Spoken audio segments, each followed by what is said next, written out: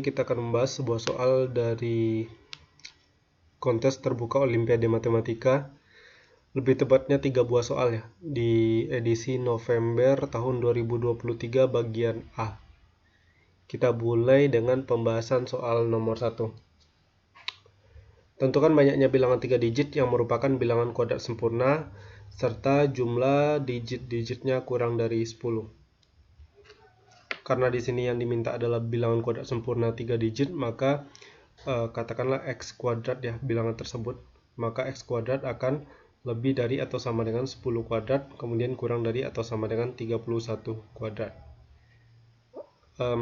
Sebenarnya mulai dari 10 kuadrat hingga 31 kuadrat itu bukan bilangan kuadrat sempurna yang terlalu sulit untuk dicari nilainya.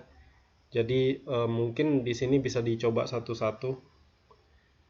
Sehingga nanti diperoleh bilangan yang memenuhi diantaranya adalah 10 kuadrat, di mana 10 kuadrat adalah 100, kemudian 11 kuadrat yaitu 121, kemudian 12 kuadrat sama dengan 144, lalu kita punya 15 kuadrat sama dengan 225.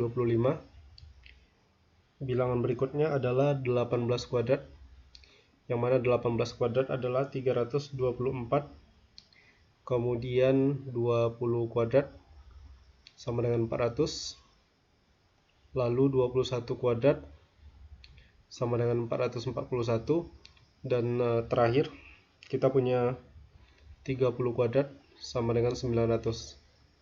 Nah, ke-8 bilangan kuadrat sempurna ini kalau kita lihat merupakan bilangan kuadrat sempurna 3 digit, yang mana jumlah digit-digitnya kurang dari 10. Dengan demikian jawaban untuk soal nomor 1 adalah 8. Kita lanjut untuk membahas soal nomor 2. Jika diketahui bahwa x ditambah 1 per y sama dengan 11 dan x kuadrat ditambah 1 per y kuadrat sama dengan 65, maka nilai dari xy ditambah 1 per xy sama dengan m per m, di mana m dan n adalah bilangan asli yang relatif prima. Pertanyaannya adalah tentukan nilai dari m ditambah n.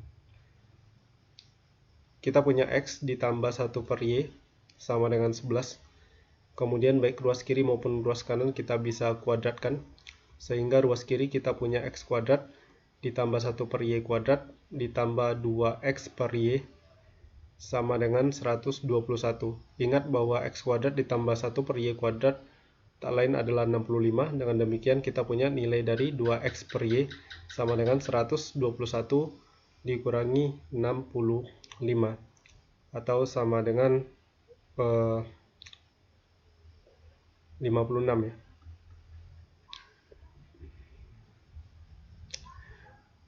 Kita simpan dulu nilai 2x per y nya. Kemudian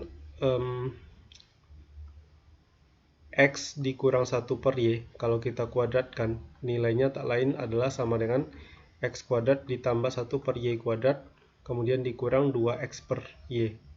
Karena x kuadrat ditambah 1 per y kuadrat adalah 65, kemudian 2x per y sama dengan 56, kita punya nilai dari x dikurang 1 per y dikuadratkan sama dengan 9. Atau nilai dari x dikurang 1 per y ada 2. Yang pertama bisa jadi x dikurang 1 per y nya sama dengan 3, atau nilai dari x dikurang 1 per y sama dengan negatif 3. Untuk nilai x dikurang 1 per y sama dengan 3, sebelumnya kita punya x ditambah 1 per y sama dengan 11, kemudian ini kita jumlahkan sehingga diperoleh 2x sama dengan 14 atau x sama dengan 7. Karena x-nya sama dengan 7, maka tidak sulit untuk kemudian menemukan nilai y, yang mana nilai y sama dengan 1 per 4 untuk kasus yang pertama. Sementara untuk kasus yang kedua, untuk nilai x dikurang 1 per y sama dengan negatif 3, kita jumlahkan dengan x ditambah 1 per y sama dengan 11, kemudian diperoleh 2x sama dengan 8 atau x sama dengan 4. Dari sini kemudian kita juga bisa mencari nilai y. Nanti akan diperoleh nilai y sama dengan 1 per 7.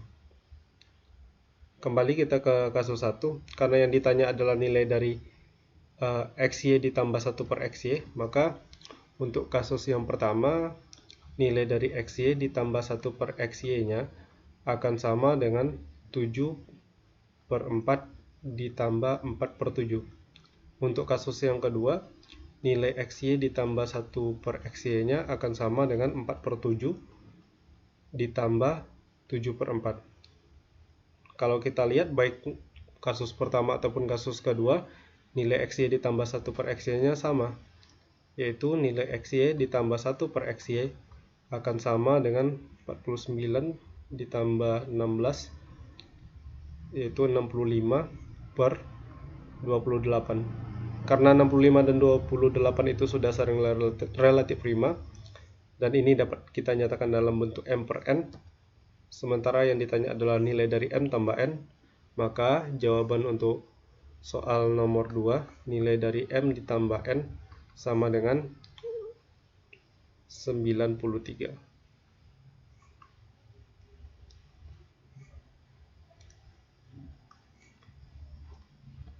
Kita lanjut ke soal nomor 3. Soal terakhir dari pembahasan kita pada kesempatan kali ini. Andi bermain dengan melempar sebuah dadu adil bersisi 6 yang dilabeli angka-angka 1, 2, 3, 4, 5, 6 secara berulang. Ia dinyatakan kalah ketika angka yang muncul pada suatu pelemparan sama dengan angka yang muncul pada satu pelemparan sebelumnya. Artinya misalnya ketika dia melempar untuk pertama kali muncul angka 3, kemudian pada lemparan kedua muncul lagi angka 3, maka Andi kalah. Tetapi kalau misalnya lemparan pertama muncul angka 3, di lemparan kedua muncul angka 4, kemudian di lemparan ketiga muncul lagi angka 3, Andi tidak kalah. Karena Andi akan kalah kalau pada lemparan ke N nilainya angka yang muncul sama dengan pada lemparan ke N dikurang 1 dengan N lebih dari atau sama dengan 2. Nah, pertanyaannya adalah, jika peluang Andi belum kalah setelah 4 kali pelemparan adalah M per N, di mana M dan N adalah bilangan asli yang relatif prima, tentukan nilai dari M ditambah N. Nah, jelas di sini bahwa di lemparan pertama, Andi tidak mungkin kalah. Jadi peluang dia tidak kalah atau belum kalah adalah 1 pada lemparan pertama. Kemudian pada lemparan kedua, Andi tidak akan dinyatakan kalah kecuali angka yang muncul di pelemparan kedua sama dengan angka yang muncul di lemparan pertama. Dengan demikian, peluang Andi untuk tidak kalah di lemparan kedua adalah 5 per 6. Kemudian di lemparan ketiga dengan logika yang sama juga 5 per 6. Dan lemparan keempat juga 5 per 6. Dengan demikian, peluang Andi belum kalah setelah 4 kali pelemparan adalah 125 per 216. Dan ini 125 dan 216 dapat kita nyatakan dalam bentuk M per N. 125 dengan 216 itu tidak punya faktor prima yang sama, maka ini sudah bentuknya M per N, di mana M dan N saling relatif prima.